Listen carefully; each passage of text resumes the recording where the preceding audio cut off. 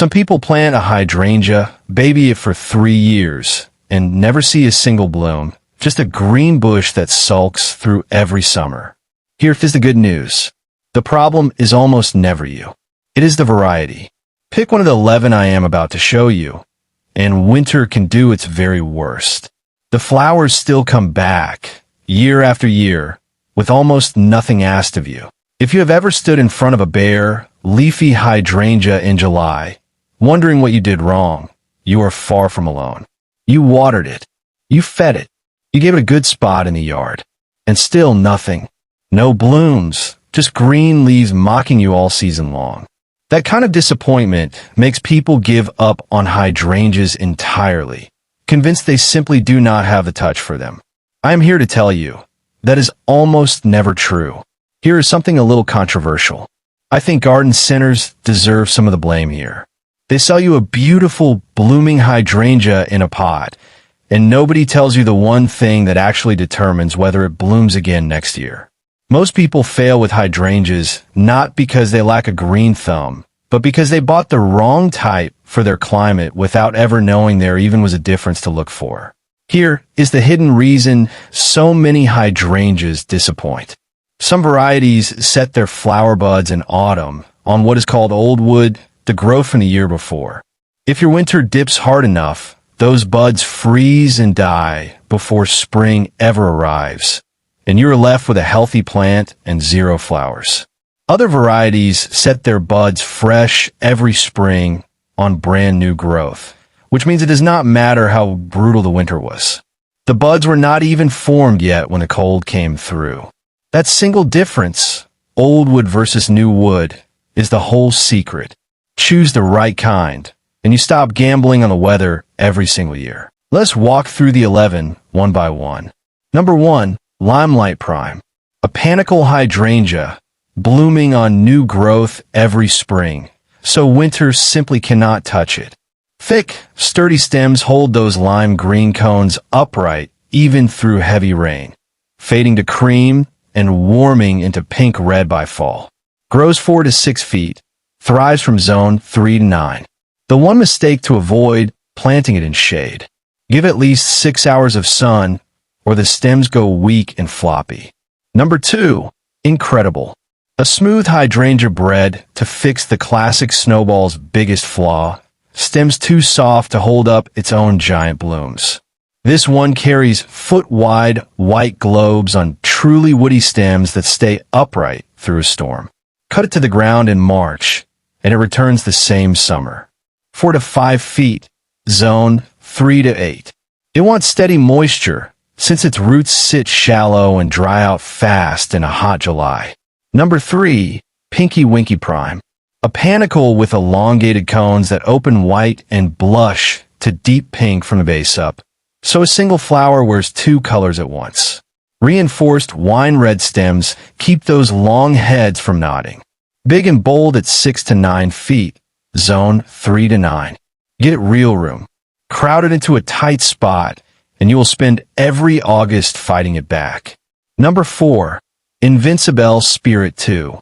A compact, smooth hydrangea, just 3.5 to 4 feet, covered in hot pink blooms from midsummer to frost, and it keeps reblooming if you deadhead it.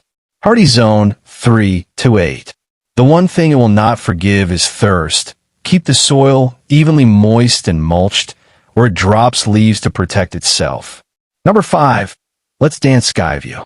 This one finally brings true blue mophead blooms to cold climates, crossing the classic big leaf look with mountain hydrangea toughness, and it can rebloom on new growth even if a hard winter kills the old buds.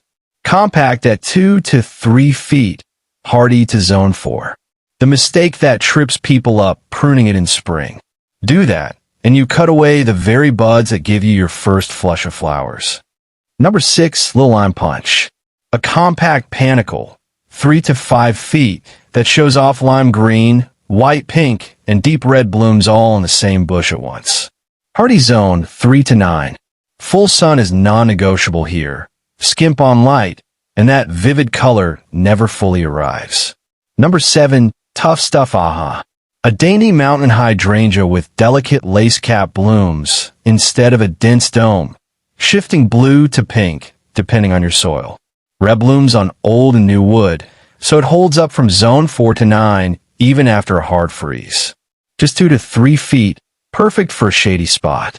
Prune it in spring, and you lose your first round of blooms, so wait until right after it flowers instead. Number 8. Firelight. A full-sized panicle, 6 to 8 feet, with dense cones that open white and deepen into a rich pomegranate red by fall. Rock-solid stems mean no staking, no flopping. Hardy zone 3 to 9. This one is big and permanent, so give it open ground and full sun from the start rather than fighting its size every year. Number 9. Quick fire. Blooms up to a full month earlier than most other panicles, opening white and deepening to a dusky rose red as summer goes on. 6 to 8 feet, zone 3 to 8, with handsome peeling bark for winter interest. Full sun powers both the early start and the depth of color. Number 10. Bobo. A dwarf panicle at just 2.5 to 3 feet, so densely branched it practically never flops, disappearing under white blooms that age to soft pink. Hardy zone 3 to 9, perfect for small yards, patios, and containers. In a pot, though it dries out fast, so keep watering consistent through summer heat. Number 11. Annabelle.